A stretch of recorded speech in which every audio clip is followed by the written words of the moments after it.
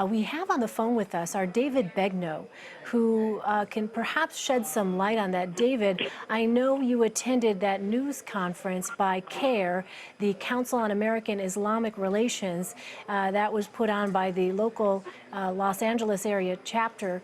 At that news conference, it was an interesting a moment there when we heard from the brother-in-law of Saeed Farook. Tell us what it is that we have learned.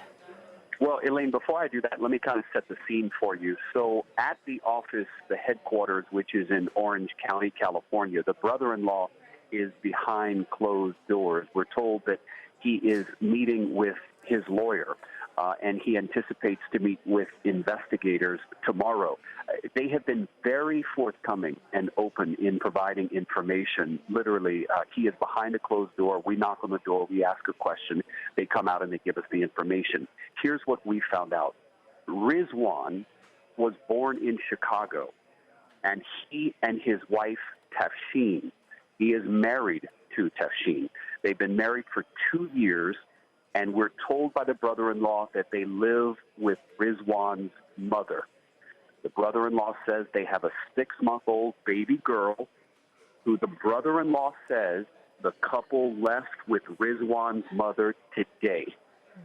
Now, that, again, is what we're getting literally as we continue to ask questions. You can imagine, Elaine, you've got reports coming in from all over the country, specifically here, where there is a very large media presence with people chasing leads all over the place. So, again, that's the information that we're getting.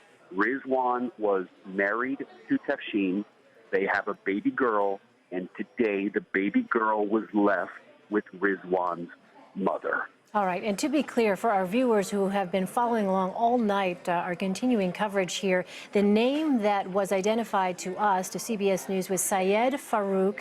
The name you hear David saying, Rizwan, that is, according to the police chief, as we heard just a moment ago, the same person, Saeed Rizwan Farook, just for a point of clarity. That is correct, and thank you for doing that. As it was explained to us, Elaine, by the Council on American Islamic Relations, in the Islamic faith, in the Middle East, the name Saeed is as common as the name Smith. And so you will meet on the street a lot of Saeed. So this gentleman's name was Saeed Rizwan Farook. So they say that his name Rizwan was more of a middle name, but that's what he went by with his family. In public, he was known as Saeed. People who worked with him in San Bernardino County knew him as Saeed. David, I'm curious, what else has the brother-in-law told you? What has he said about, his last interaction? When was the last time he talked to Saeed Rizwan Farook? He told us that it was recently, but I'll tell you what's most interesting, Elaine, that we're sort of struck by, was the urge that he felt to be here tonight. So often in mass shootings, tracking down family members can be extremely tough because the last thing they want to do is speak publicly. Number one, because they're in shock.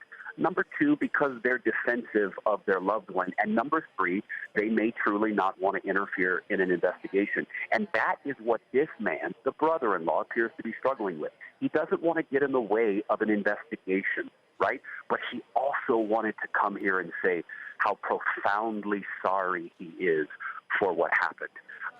There are reports, the LA Times is reporting that the suspect, Mr. Rizwan, was deeply religious. The brother-in-law did not want to speak to that today. He didn't want to answer many details about what he seen or heard from the suspect. We are still here, and we're trying to ask those questions. But, Elaine, as you can appreciate, we're trying to be – it's a delicate situation. He has nothing to do with the crime. Of course. He's here simply to say, we just want to say we're so sorry to these family members. And so we are asking questions without trying to bombard. Sure. But that's what we're getting so far. So, again, the woman who died, the man who died, we're told by the brother-in-law, were husband and wife. And David, I just want to make sure that I do understand here. So they have a child together. That child was left with Rizwan's mother. Is that the Redlands, California location that we are to understand where do you have any indication that that is where the family members, the extended family members are? anything at all from your conversation with the brother-in-law, whose name we should tell our viewers is Farhan Khan. Anything to kind of help understand the lay of the land and that might help give some context to the police actions today? Elaine, I wish I could tell you. I don't know, but I'll tell you this, I'll find out. Literally, that's what we've been doing all night. We've been going back and forth, asking him a question, and he's been confirming. So I will find out for you. That's a possibility, but I simply can't say. No, I really appreciate it, David. I'm also curious, though, with all of this information that you were able to get, has he spoken to law enforcement recently? No. You're talking about the brother-in-law? The brother-in-law. No. And that's why he was quick to leave the podium, because he truly wants to be a part of the investigation. Now, you have to remember, it's a bit of a different because the suspects are deceased here, right? So there will be no criminal proceedings, there will be no court case, no arraignment, no jail. So here it's basically a fact-finding mission from this point forward, and getting answers for the people whose loved ones are now deceased.